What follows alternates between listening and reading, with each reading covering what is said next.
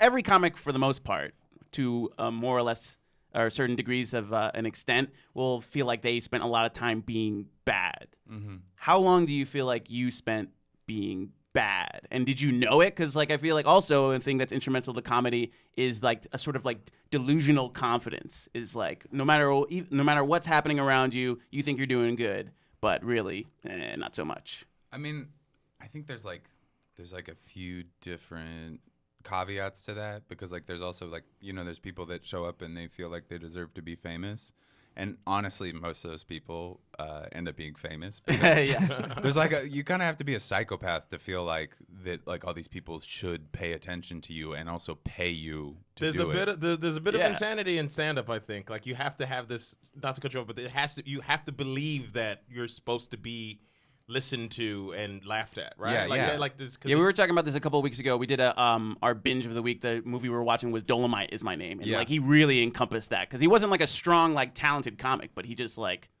put the work in. And he had that self-belief and just sort of uses like self-fulfilling prophecy to propel himself forward. I think, you know, I've seen some people in this business where they just showed up and they were like, I'm here and you guys, and they're annoying and like a lot of them are not funny. But it's just like you said it. Your lips to God's ear, man. Yeah. It's like it's like, yo, why do you? Like tyranny of will. They just show up and they're like, I'd like to go up, and you're like, fine, like because everybody else is also like, you know, we're all pretty passive. We're hey, you want to give me a spot? And that's what I feel is like, I don't want to be passive. I think I'm funny enough to like go on stage and like not eat shit and like kill. But I don't have that like just tyranny of will. Like put me up because I'm also like a 6'2" black dude. So sometimes it comes across like. He might like put me up or I'll stab you. Put me up or I'll stab you up. No. But I was bad. I remember I was in D.C. I was probably a year into comedy, and I was just trying to get spots. And I would go up on this open mic, which was like a great open mic. It was this place, Dr. Dreamos in Arlington. And I would bomb, and I would be so pissed off because I would like literally like take the train down right after work. Ooh, so it was a travel bomb. So you had to. Ooh, and it's like, and also I'm new there. I don't have a single friend. I did not move to DC. That's the worst. I was when I lived in LA. That was me. Like no friend. You just like no one to nothing. Just like and like the comic that you like. You're like, oh, please don't be my friend. And then it's like that guy's like, hey, man. Hey. That was a good set. It's like being alone at the fucking lunch table in fourth grade, and the nerd not comes this to guy. I'm going to go get some like, food after the show. Yeah. You want to hang out?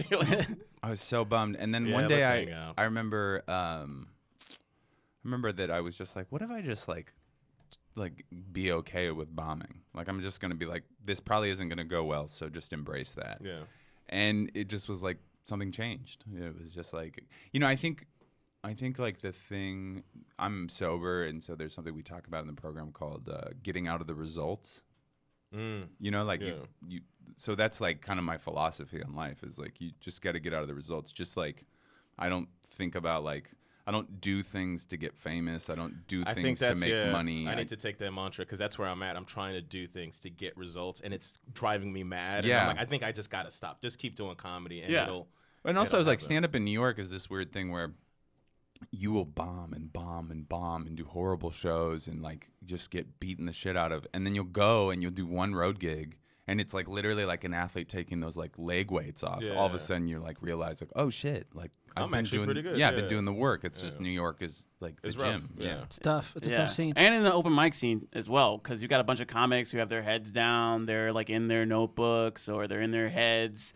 And it's kind of hard sometimes to gauge like how funny your work is. Like, getting laughs is a good marker, and they're like, okay, I got people to pay attention. But not getting laughs isn't necessarily like mean that. I would never recommend anybody starting comedy in New York or LA, especially LA, just because it's not going to benefit you.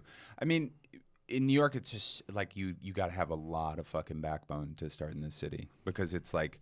Nobody gives a fuck. Two shits about your act. Dude. Yeah. And then, you were saying not having a friend is a huge deal. And the fact that I've had a friend who's been doing stand-up for 10 years, he's kind of like, Yemi's my comedy Sherpa, so to speak. So, like, I've been getting, like, notes from him. I'm his comedy pimp. Like, hey, he's a hot no, you don't want to take that path. We go this way. We go this way. They will rip you. Bring the llama.